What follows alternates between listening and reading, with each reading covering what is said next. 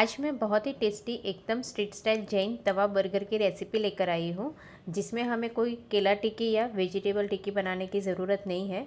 तो ये बर्गर बनाने में कोई ज़्यादा टाइम भी नहीं लगेगा और झटपट बन भी जाएगा और खाने में भी बहुत ज़्यादा टेस्टी लगेगा। मेरे घर पर तो सबको बहुत पसंद आया था, तो आप भी एक बार घर पर ज़रूर ट्राई करना। बच्चे हो या बड़े, सभी को बहुत पसंद आएगा। जय जिनेन्द्र, welcome to my Jain recipe. मैं हूँ जीनल। चलिए आज की रेसिपी शुरू करते हैं। अगर आपको मेरी रेसिपी पसंद आए तो चैनल को सब्सक्राइब करिए और साथ ही बेल आइकन पे ज़रूर क्लिक करिए। उससे मेरी वीडियोस की नोटिफिकेशन सबसे पहले आपको मिलेगी। तवा बर्गर बनाने के लिए मैंने यहाँ 2 मीडियम साइज़ के टमाटर को बारीक कट कर लिया है।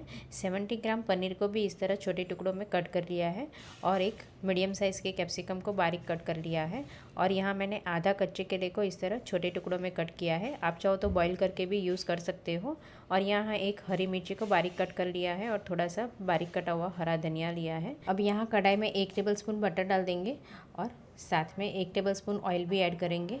वैसे स्ट्रीट पर तो ये बड़े से तवे पर बनाया जाता है, पर ऐसा बड़ा तवा नहीं है तो आप नॉर्मल रोटी वाले तवे पर भी बना सकते हो, पर आज हम कढ़ाई में ही बनाएंगे।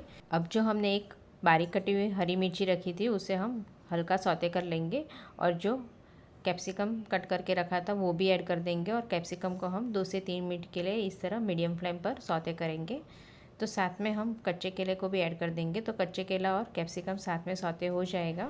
अगर आप बॉईल किया हुआ कच्चा केला ऐड कर रहे हैं तो वो बाद में ऐड करेंगे, पर इस तरह से बिना बॉईल किया हुआ कच्चा केला कैप्सिकम के साथ में ही ऐड कर देंगे तो अच्छे से सौते हो जाएगा। तो कच्चे केले और कैप्सिकम को 3 से 4 मिनट के लिए सौते कर लेना है, जिससे कच्चा केला सॉफ्ट हो जाएगा। और अब साथ में टमाटर को भी ऐड कर देंगे और अच्छे से मिक्स कर लेंगे।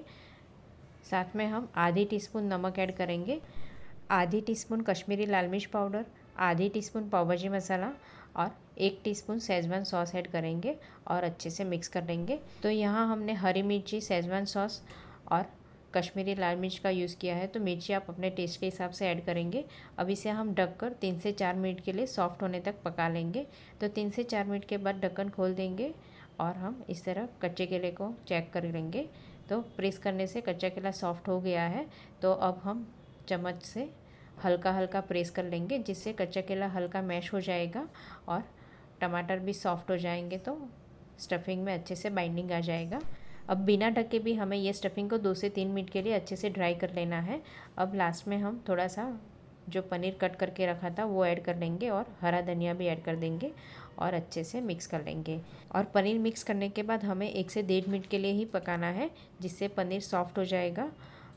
अब इसमें 1 टेबलस्पून मेयोनीज़ ऐड करेंगे, 1 टेबलस्पून टोमेटो सॉस और 1 प्रोसेस चीज़ को इस तरह ग्रेटर से ग्रेट करके ऐड करेंगे। वैसे आप चाहो तो थोड़ा सा मोज़रेला चीज़ भी ऐड कर सकते हो।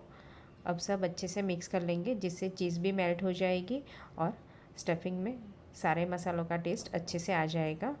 तो अब हम सिर्फ 1 से 1.5 मिनट और पकाएंगे और गैस बंद कर देंगे। और गैस बंद करने के बाद भी स्टफिंग को हम कढ़ाई में हल्का स्प्रेड कर लेंगे, तो ये स्टफिंग थोड़ा ड्राई हो जाएगा। तो देखिए तवा बर्गर बनाने के लिए स्टफिंग रेडी है। अब बर्गर में स्प्रेड करने के लिए मैंने यहाँ बाउल में 1.5 टेबलस्पून मेयोनीज़ लिया है। साथ में 1 से 1.5 टीस्पून धनिया पुदीना मिर्ची की हरी चटनी ऐड करेंगे। तो ये चटनी बनाने वक्त हमें पानी ज़्यादा ऐड नहीं करना है, नहीं तो मेयोनीज़ पतला हो जाएगा। तो देखिए बर्गर में स्प्रेड करने के लिए तैयार है। अब मैंने यहाँ बर्गर बन लिया है। तो ये मीडियम साइज़ का बर्गर बन है और ऐसा बर्गर बन आपको कोई भी बेकरी शॉप में मिल जाएगा। अब इसे हम बीच में से कट कर लेंगे और 2 पार्ट अलग कर लेंगे।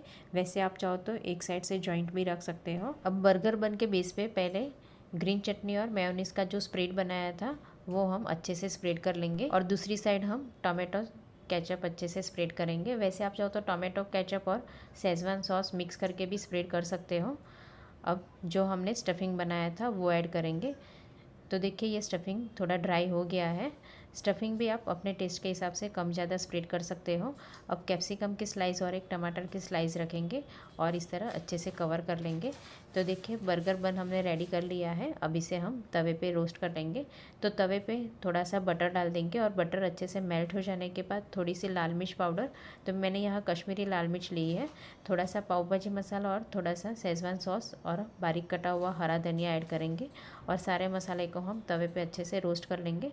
और तुरंत बर्गर बन को हम इस तरह से सारी बाजू से रोस्ट कर लेना है। तो पहले हम ऊपर की साइड पे अच्छे से रोस्ट करेंगे और फिर बेस को भी हम अच्छे से रोस्ट कर लेंगे और इस तरह से सारी बाजू से अच्छे से घुमाते हुए रोस्ट कर लेना है।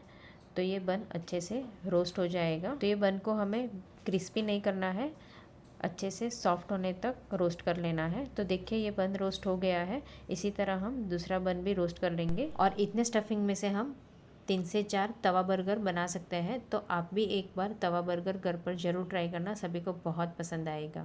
Thank you so much for watching.